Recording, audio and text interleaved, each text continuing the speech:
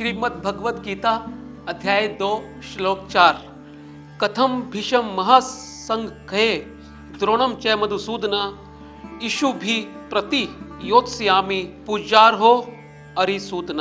हे मधुसूदन, मैं इस रणभूमि में भीष्म और द्रोण के साथ कैसे वाणों से युद्ध कर सकता हूं? ये दोनों तो पूजा के योग्य हैं।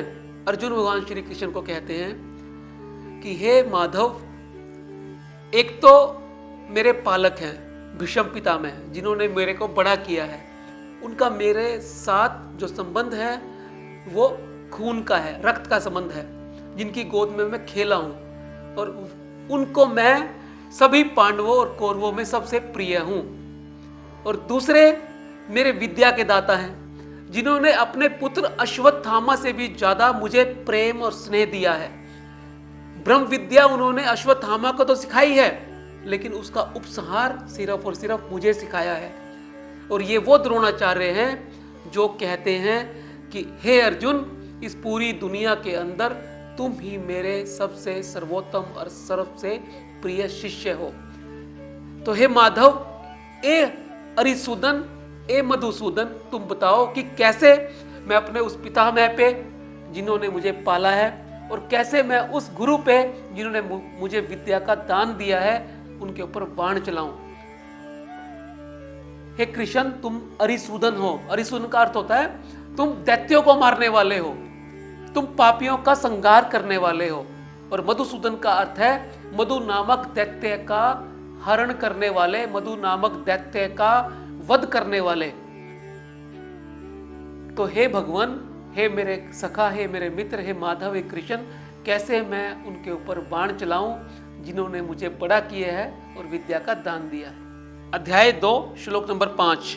गुरुन हत्वा हि मानुभावान श्रेयो भोक्तुम भक्ष्य महिलोके हत्वार्थ कामस्तुम गुरु निहव भुंजिम भोगान रुधिर प्रदीक्याधान। मानुभाव गुरुजनों को न मारने पर भी मुझे इस लोक के अंदर भिक्षा मांगनी पड़ेगी, क्योंकि मुझे पता है क्षत्रिय का धर्म युद्ध करना होता है। और जब मैं युद्ध ना करने का निश्चय कर लूंगा, अपने शत्रुओं पर प्रहार ना करने का निश्चय कर लूंगा, तब मुझे इस संसार के अंदर अपयश मिलेगा और मुझे भिक्षा मांगने के अलावा कोई काम बाकी नहीं रहेगा। क्योंकि भिक्षा मांगने से भी अपयश होता है, तो भी मैं उस भिक्षा मांगने को ही ज्यादा उत्तम समझूंगा, बजाय इसके कि रुधिर से सने हुए अपने वाणों से उत्पन्न जो भोग ऐश्वर्य मुझको मिलेगा इनको मारकर, उससे बेहतर मेरा भिक्षा मांगना ही है। उससे बेहतर मुझे अपयश मिले, मुझे यही मंजूर है। तो दोस्तों, जब आदमी एक ऐसी स्थिति के अंदर फंसा होता है, जब वो धर्म संकट के अंदर होता है, तो ये सारे प्रश्न उसके मन में कौंधते हैं।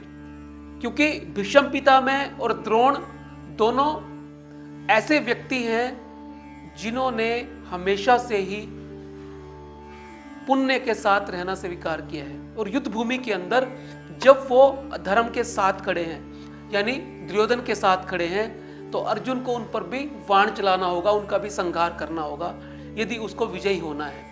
यदि वो विजयी होना चाहता है तो उनके साथ युद्ध में उनको मारकर ही हो सकता है। और यदि इस युद्ध के अंदर वो खुद भी मर जाए, खुद भी वो स्वर्ग गति को प्राप्त हो जाए, तब भी, क्योंकि क्षत्रिय की गति चाहे वो मरने की गति हो चाहे मारने की गति हो, उसका धर्म उसे यही संदेश देता है। तो अर्जुन यहां पर यह कहना चाह रहा है कि चाहे मुझे इनको ना मारकर अपयश मिले, चाहे मुझे भिक्षा मांगकर गुजारा करना पड़े और उस भिक्षा के कारण भी मेरे अपयश में बढ़ोतरी हो जाए, तब भी मुझे मंजूर है, बजाय इसके कि मैं इनके रक्त से सुसज्जित भोग जो मुझे मिलेंगे उनका मैं ध्यान करूं या उनका मैं अपने जीवन के अंदर किसी भी तरह से उपयोग करूं। अध्याय 2 श्लोक नंबर 6। नैच एतत् विद्या कतर्नो गृह्यो यद्धा जेम यदि वानो जेजु या नेव हत्वा न जिजीविषाम अवस्थिता प्रमुखे धार्त राष्ट्र। हम यह भी नहीं जानते कि जिन लोगों के साथ हम युद्ध कर रहे हैं, जिन कौरवों के साथ और उसकी सेना के साथ युद्ध कर रहे हैं हम, उनमें से कौन जीतेगा, विपक्षी जीतेंगे या मेरे पक्ष वाले लोग जीतेंगे। और फिर हम जिन कौरवों के साथ युद्ध कर रहे हैं उनको मारकर इस राज्य को नहीं भोगना चाहते जो हमारे सामने खड़े हैं, धृतराष्ट्र के पुत्र। तो अर्जुन यहां पूरी तरह से मोह में जकड़ा हुआ है।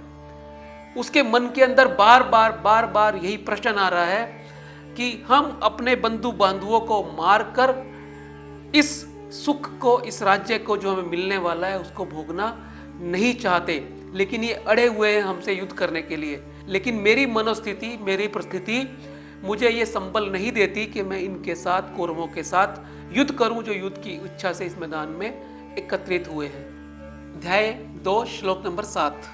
कर्पण्य दोषोपहत स्वभाव पृच्छामि तवाम धर्म सम्मूढ़ चेता यश्रेय स्यान्नि निश्चितम ब्रूहि तन्मे शिष्य अस्ते अहम शाधि माम तमाम प्रपन्नम।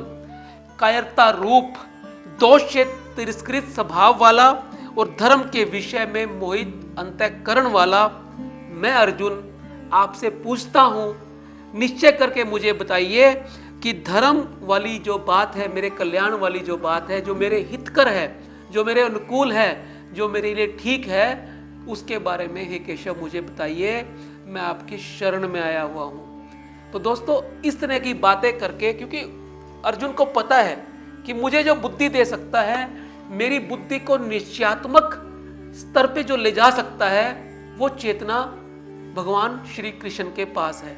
वो एक ऐसा व्यक्तित्व है जो उसकी बुद्धि को, जो निर्णय नहीं ले पा रही, जो अविवेक की स्थिति में है, जो संशय की स्थिति में है, जो फंसी हुई है अच्छे और बुरे के बीच में, पाप और पुण्य के बीच में, क्या होना चाहिए क्या नहीं होना चाहिए, इसके बीच में।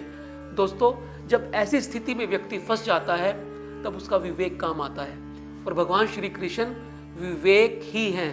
यानी वो एक ऐसी निश्चयात्मक बुद्धि अर्जुन को देने वाले हैं जिससे अर्जुन का कल्याण हो जाए।